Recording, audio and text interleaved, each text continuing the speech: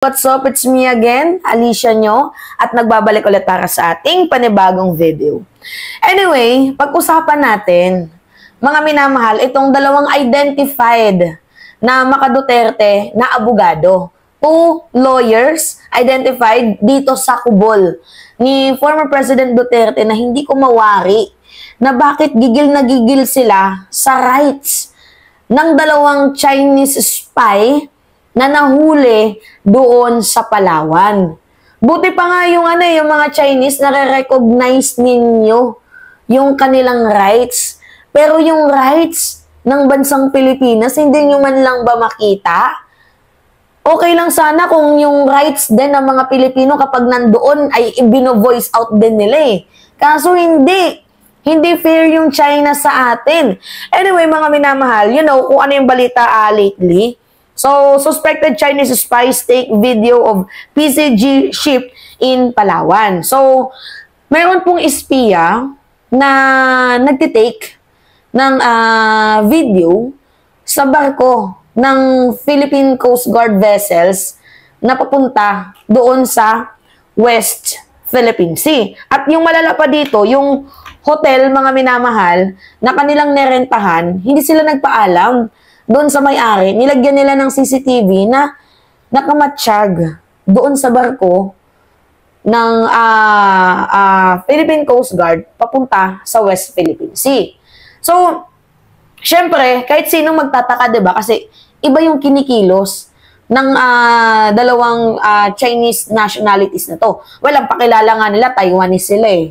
Yun yung pakilala nila, pero nakita sa information na sila pala ay isang taga-China. Anyway, ang nangyari kasi, kakaiba, something different sa kanilang kinikilos. Like, madami namang mga foreign national, 'di ba? Na pag nandoon, nagtitake ng video, yung hindi patago. Kaso sila, ang nangyayari, patago eh. Kaya nagtaka yung mga tao, 'di ba? So ngayon, nung nagtaka yung mga tao, inaresto. Eh kapag wala naman talagang nakita, wala naman talagang na-sense, hahayaan lang naman dapat sana yan, 'di ba? Okay, sige, wala naman pala kaming napala. Kaso, mga minamahal, may mga nahuli.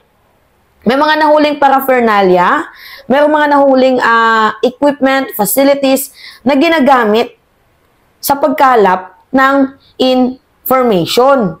'Di ba? Which is para sa akin, red flag 'yun. Kasi ano ba yung espiya? Ano ba yung spy? Yung espiya, mga minamahal, yan po ay yung mga taong nangangalap ng impormasyon. 'Di ba? Mga taong kumukuha ng sensitibong dokumento, 'di ba? Parang tinatanggalan nila ng rights, ng privacy ang bansang Pilipinas. Dahil nga, may issue tayo sa China. Alam ninyo yan. Tapos, itong mga nahuling spy na to, identified as a Chinese. So, malinaw na may pagtatraidor pag ganito, mga minamahal. Diba? Kasi, kinukuhanan tayo ng sensitive information eh. Pero ang hindi ko lang talaga makuha, bakit nagawa pang ipagtanggol? Ni Atty. Topacio, itong dalawang espiyan na to na may kasabwat na Pilipino. Kasi itong uri ng gawain na to, pagpapabagsak to, malinaw na pagpapabagsak sa bansang Pilipinas. Tingnan nyo yung balita ha. Panood ko muna sa inyo yung balita, mga minamahal. Wait lang. Ay ng litrato ng na-arrestong Chinese. Arestado ang mga nagpakilalang Taiwanese tourist sa Palawan, pero bistadong kinukuhanan ng video at litrato ang mga barko ng Philippine Coast Guard gamit ang ikinapit nilang CCTV. Nadiskubre ring Chinese sila at konektado sa isa pang naarestong Chinese spy ayon sa aming source. At yan po ang tinutukan ni John Consulta, exclusive. Nagpakilalang turista mula sa Taiwan ang lalaking ito na kumukuha ng video at litrato sa tabing dagat sa Palawan. Pero nagtaka ang ilang residente na sa kanila ay kakaibang kilos ng umunoy turista. Sa bidyong ito, makikitang ang kinukunan pala niya, barko ng Philippine Coast Guard na paalis galing sa Naval Base sa Palawan na patungo sa West Philippine Sea.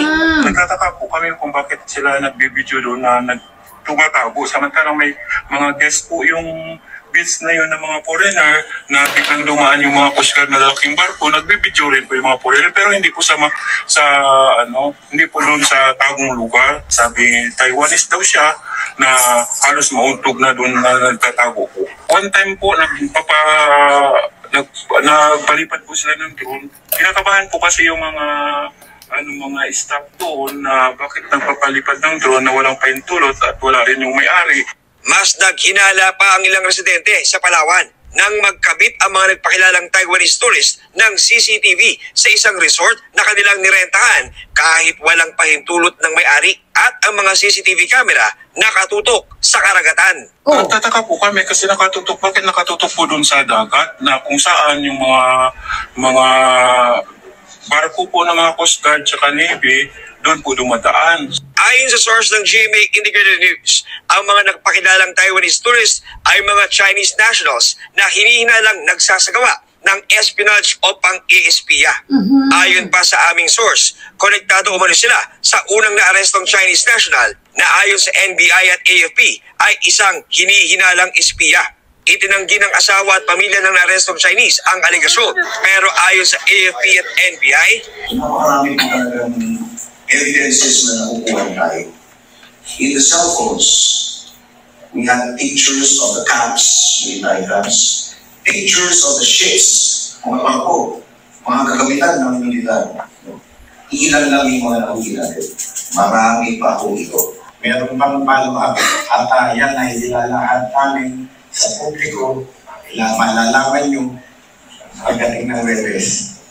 Kinukumpleto lang natin ang ating ebidensya because nakakuha tayo ng mga aparatus and we cannot just examine that apparatus without court order.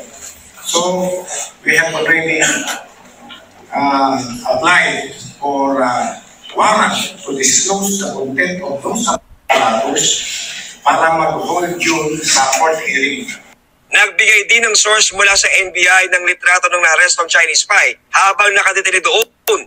Nilabas ng source ang litrato na walang galos o sugat ang Chinese para pabulaanan ang aligasyon ng pamilya ng Chinese na tinotorture ito umano. Para sa GMA Integrated News, John Consulta, nakatutok, 24 oras. Diba? Rinig ninyo? Oh, may drones pa. Bukod sa drones, nagkabit pa ng CCTV tapos nakaharap sa barko ng sa barko ng Philippine Coast Guard na papunta ng West Philippine Sea. So malinaw mga minamahal, no? Malinaw na ebidensya ito ng pang-iispiya, espionage. 'Di ba? Tapos ang hindi ko magets itong si Topacio.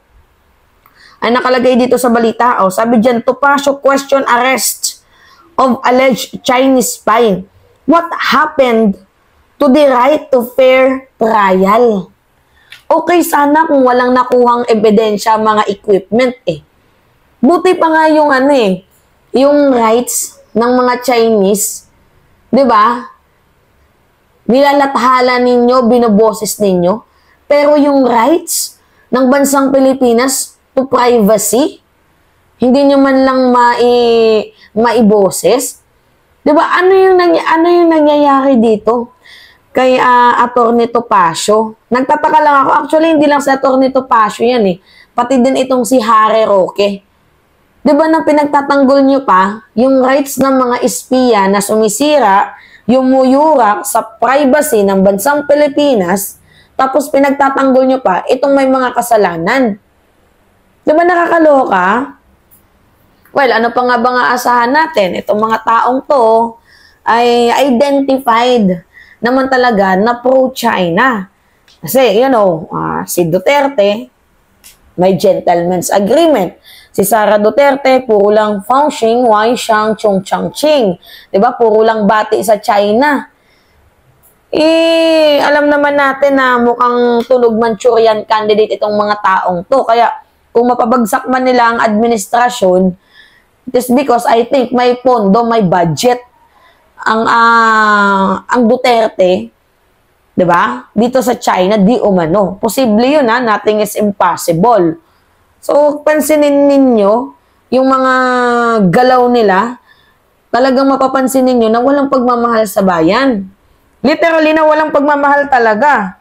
Imagine nyo espiya, hinahanapan nyo ng rights. Tama ba yun? Diba? Alright, mga minamahal. Para sa akin kasi, bakit kailangang magtago kung hindi kayo spy? Ba't may mga kakaibang kilos kung hindi spy? Diba? So, malinaw na kumukuha sila ng mga sensitive information. Diba sa mga, mga event. Hindi ko nga alam kung alam ba ni Topacio ang nangyayari sa international event natin eh.